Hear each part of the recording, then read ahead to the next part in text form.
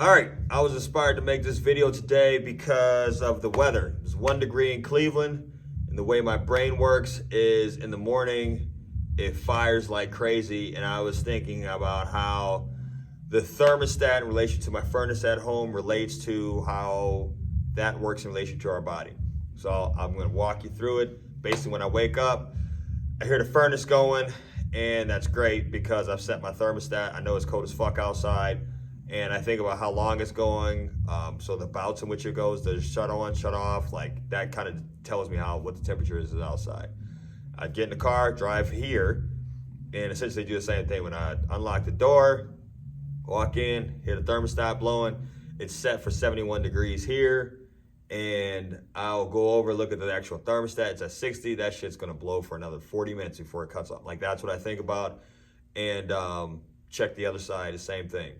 What I just described is exactly what goes on in your body, but I feel like it's never been described like that. Or when I say it's never, I'm saying it's not commonly described like that. I always feel like it's described with like mystical and magical, like why is my weight this way? And it's just your hypothalamus. The same reason why we can keep our body temperature here inside, our internal body temperature, is regulating that. It also regulates the literal same part of your brain is also regulating primarily also regulating our body weight set point. So my body weight set point for me, it's roughly around 180 pounds. So if I were to extrapolate on the concept that I'm talking about, although I'm bundled up right now, if I were to walk outside, before I walked outside, my body temperature, for the sake of it, it's 98.6. If I were to walk outside, in order for it to stay 98.6, my body's gonna try some shit. First, physiologically, it's gonna do the involuntary sort of thing.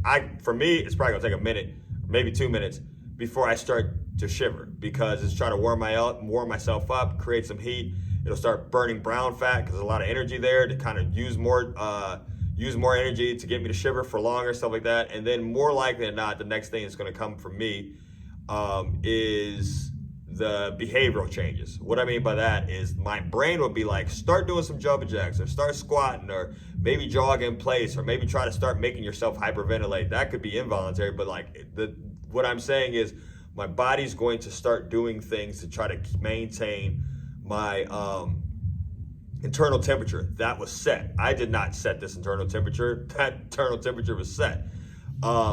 Same rules apply if it was 90 degrees. If I go outside, it's 98 degrees and I'm bundled up like that, the first thing my body is involuntarily going to try to do is to sweat, probably.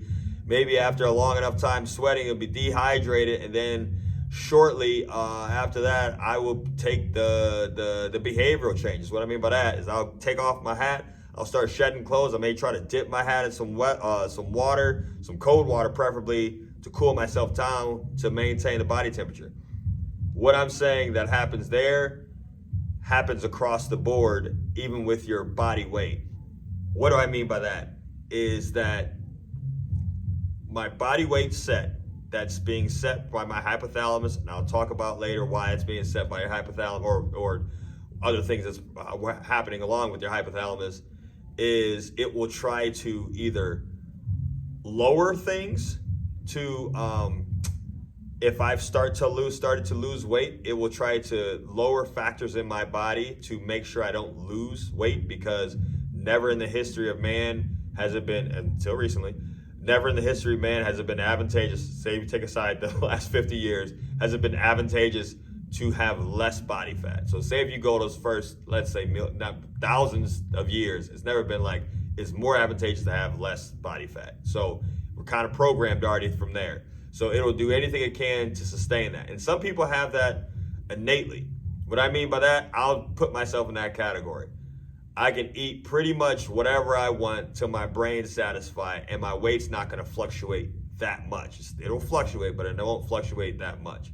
And then some people, they look at a donut, they're gonna gain weight. Even within my family, which my brother and I have come from the same two parents genetically.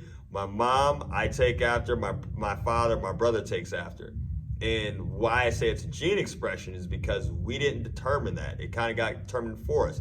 So the same way that like you would say this to someone that wanted to be tall, you'd be like, well, you got to choose the right parents. Like it's a joke, but it's kind of true. Of like, I'm not 6'7", my brother is. I'm only 6'1", and then somebody looks at me and like, man, you get to be 6'1". Yeah, I chose the right parents. The same way with somebody wants some hazel eyes.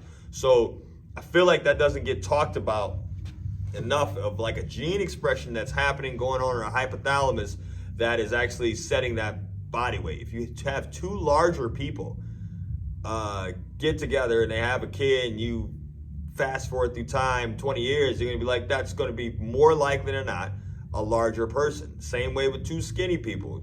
Skinny person as a kid, fast forward 20 years, look, what's the kid look like? More like it not gonna be a skinny person. So that's all right to accept it, even if you had skepticism as why that teeny person over there could eat everything without